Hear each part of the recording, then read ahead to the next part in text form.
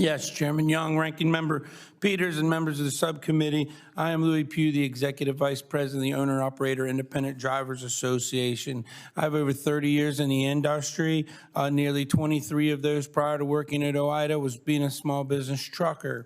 And with those years, I accumulated about 2.5 million miles of safe driving.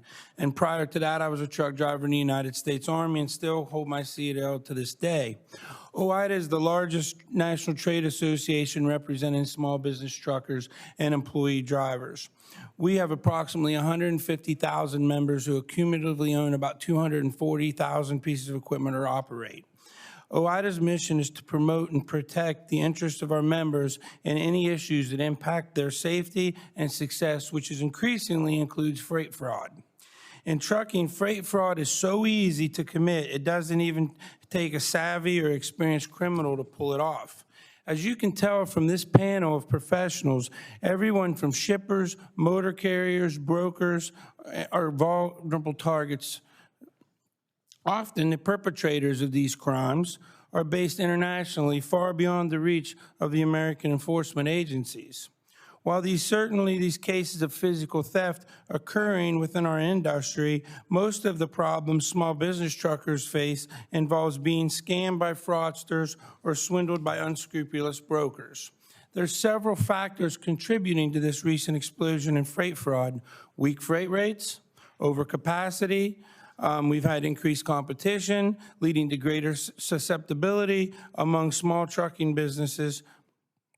Advanced technology and lack of federal oversight and enforcement has also created an environment where fraudulent actors can thrive. Unfortunately, small trucking businesses are both the most vulnerable to fraud and the least likely to be able to recover from it. Most commonly, motor carriers are held responsible for the loss of the cargo due to fraud, with costs ranging from tens of thousands to hundreds of thousands of dollars per incident. Several OOIDA members have lost their entire business after falling prey to the single case of freight fraud. This is not a hyperbole. It only takes one scam to completely ruin a small trucking business. Fraudulent activities include double brokering, criminals posing as legitimate brokers, rerouting schemes, identity theft, purchase of authority by fraudsters, and more. Truckers are doing all they can to protect themselves, but they are limited in their capabilities. For example, an OOIDA member doesn't have the resources to identify most of the sophisticated scammers. They lack the authority to ensure brokers are complying with existing transparency regulations. While there are systems in place that can help combat fraud, the federal government is struggling to provide support to shippers, motor carriers, and brokers as needed.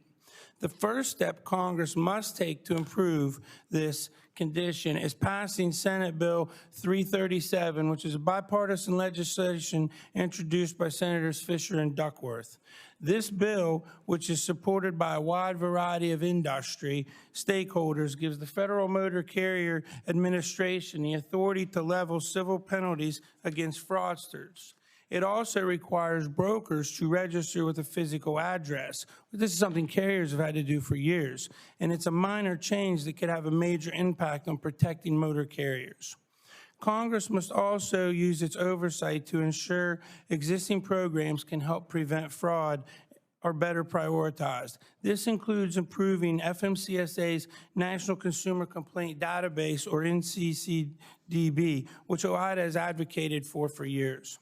Congress must also support regulatory efforts that are currently underway, such as insurance compliance with the broker bond requirements and creating a new registration system. Additionally, if FMCSA fails to produce a final rule that ensures compliance with existing broker transparency regulations, Congress must compel the agency to do so. Since I began my testimony, a small business trucker has likely fallen prey to fraud that could